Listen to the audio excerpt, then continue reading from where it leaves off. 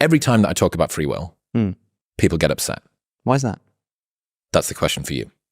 I think the reason... Insert joke about how it's not their fault. Yeah. Lol. It's like my least favorite genre of joke that's done through no free will of my own. In philosophy. It's every single time. Through no free will of without my own. Without fail, yeah. I don't know. And it's something that the conversation about free will is such a turnoff for people that I actively push it further into episodes. I actively don't title episodes that have got that in it. I can surreptitiously coax people into thinking about it, but the response is very... it's a high amount of dissatisfaction. People don't like to think about that. Now, it may be because it's dry. I'm open to that. That's true. It may be because it threatens their sense of agency and sovereignty, which is something I've kind of built this channel off the back of. Like, you can enact change within your own life, internalize your locus of control, stop being such a bitch, etc. And so maybe I'm a victim of my own foundation in that regard that I've selected for a particular group of people. But it's happened a few times, a few different conversations about it, tangential. One guy was a quasi-compatibilist. You're shaking your head. Why are you shaking your head? That it's just the most ludicrous compromise to me. Compatibilism. Am I right in saying that compatibilism just kicks the can down the road and plays lexical overload with things? I think more or less. Right. A lot of the time, you're just also dealing with essentially a redefinition of free will.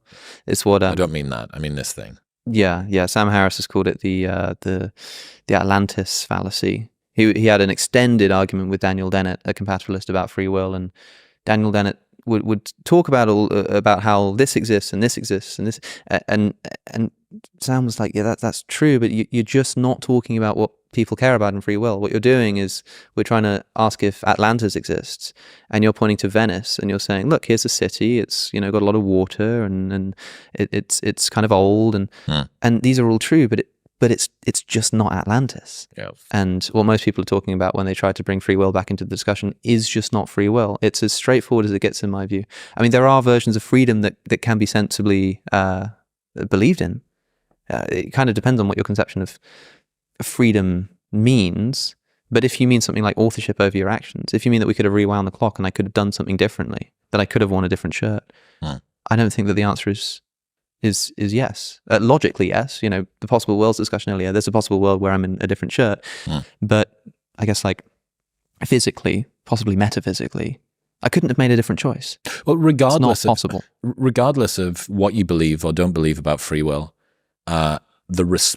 people's response to it is fascinating to me. Absolutely fascinating. And maybe it is that degree of control, almost like the denial of death. Like, I wonder, have they done experiments on when people are reminded that they do or do not have free will, that their behavior adjusts? Not that I know of, but I would love to see that, because if it is, I mean, maybe it is true, but I think if it is true, I can understand why it might be quite like fatalistic. I mean, it literally is quite fatalistic, really, to say that there's no freedom. And I can understand why that might make someone sad, and that sadness might motivate their behaviors slightly differently. But I think that intrinsically, if there are a way to control for people who are sort of happy or sad about it, because you can believe in there's no free will and be like, thank goodness it's all out of my hands. If you can control for that and show that people they are like less productive or they don't get out of bed as much, then I think that would be meaningful, and it might be a sort of second order reason not to have this conversation. I don't know if there's been such a investigation as there has to death, which, by the way, I think a good example of the death denial thing is to think about your magnum opus. If you were sort of working on the great life work or something, and you're about to die and you're just about to sort of to finish it off. Suppose you found out that after you publish this and you die, a week later, you found out that a meteor was going to come and destroy the Earth. Everybody dies. Does that make you more or less enthusiastic about finishing your project? Now, for most people, I think it's going to make them less enthusiastic. It would certainly make me less enthusiastic. But why? What's the difference to you? It doesn't make a difference. You're going to be dead beforehand anyway. Nothing's going to change. Seems to suggest that maybe, the desire to get this done before you die in the first place isn't just, as people like to claim, for the love of the art and it's all in the process. No, it's because here's a work that's going to outlive you. Here's something that's going to help you to escape your own death.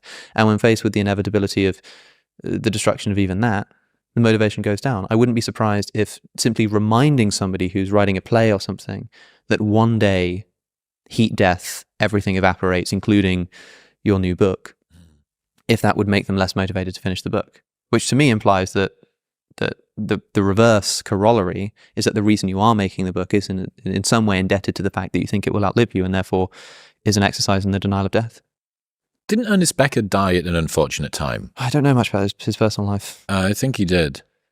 But there are some, there are interesting coincidences like that dotted across a lot of. The thing about coincidences is that so many things happen all the time that the only extraordinary thing would be if there weren't some extraordinary things like that. Like Albert Camus was killed in a car crash, and he was killed in a car crash with a train ticket in his pocket. So it seemed like he decided at the last minute to go in the car instead. And he had previously said that the most absurd way to die would be in an automobile accident, and that's how he dies. Wow. Sigmund Freud was terrified of, I think it was the number 63. It was like 63, or maybe it was like 48. I can't remember. It was one of a number around that. He was just terrified of it.